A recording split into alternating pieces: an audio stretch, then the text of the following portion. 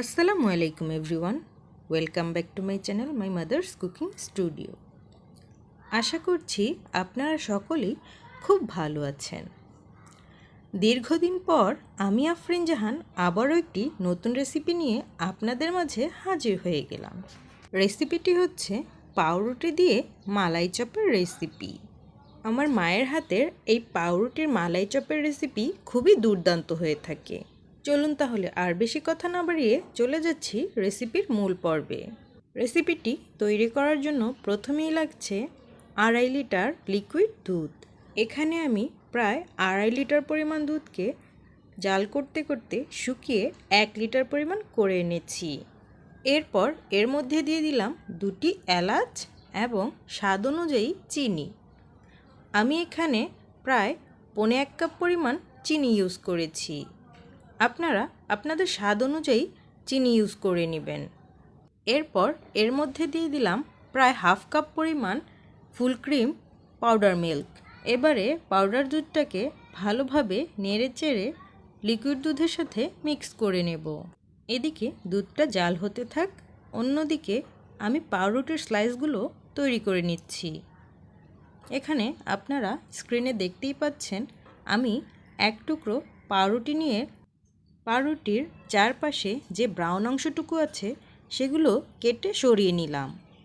এবার একটি বেলুনের সাহায্যে পাউরুটিটাকে খুব ভালোভাবে বেলে নিতে হবে, যাতে পাউরুটির মধ্যে যতটুকু বাতাস আছে সেগুলো বের করে নিতে হবে। আপনারা স্ক্রিনে ভালোভাবেই লক্ষ্য করলে দেখতে পাবেন আমি কিভাবে কাজটি করছি। এরপর পাউরুটিটাকে মুড়িয়ে নিয়ে প্রত্যেকটা স্লাইস সিরিয়ালভাবে সুন্দর করে সাজিয়ে নিতে হবে। এদিকে পাউরুটিগুলো তৈরি করে নেওয়া হয়ে গিয়েছে, অন্যদিকে আমাদের মালাইও তৈরি হয়ে গিয়েছে। মালাই থেকে এরকম এলাচগুলো উঠিয়ে নিতে হবে। মালাইটাকে চুলা থেকে নামিয়ে একদম রুম টেম্পারেচারে আনতে হবে। মালাইয়ের মধ্যে কী পরিমাণ সর পড়েছে আপনারা স্ক্রিনে অবশ্যই দেখতে পাচ্ছেন। এবারে চেক করে দেখব এর টেম্পারেচার ঠিক আছে কি না। একদম পারফেক্ট টেম্পারেচার। পাউরুটির যে চারপাশের ব্রাউন অংশগুলো আছে এগুলো কিন্তু আপনারা ফেলে দিবেন না। এগুলো হালকা আঁচে খোলায় টেলে নিয়ে ব্লেন্ড করে নিলেই তৈরি হয়ে যাবে ব্রেড ক্রাম্ব। এবারে পাউরুটির যে স্লাইসগুলো আমি সাজিয়ে রেখেছিলাম এর উপরে মালাই দুধটাকে ঢেলে দিচ্ছি। মালাইটা পুরোপুরি ঢালা হয়ে গেলে এবার এটাকে ফ্রিজে রেখে দেব 2 ঘন্টার জন্য। 2 ঘন্টা পর ফ্রিজ থেকে পাউরুটি মালাই চপটা বের করে এর উপরে কিছু বাদাম কুচি ছিটিয়ে দিচ্ছি।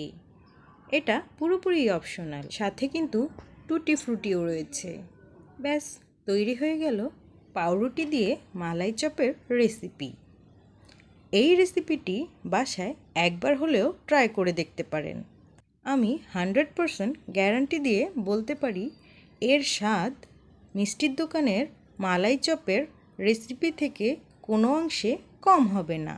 আশা করছি রেসিপিটি আপনাদের সকলের কাছেই খুব ভালো লেগেছে। ভিডিওটি ভালো লাগলে আমার ভিডিওতে অবশ্যই একটি লাইক করে যাবেন। আপনার ফ্রেন্ডস অ্যান্ড ফ্যামিলির সাথেও শেয়ার করতে পারেন।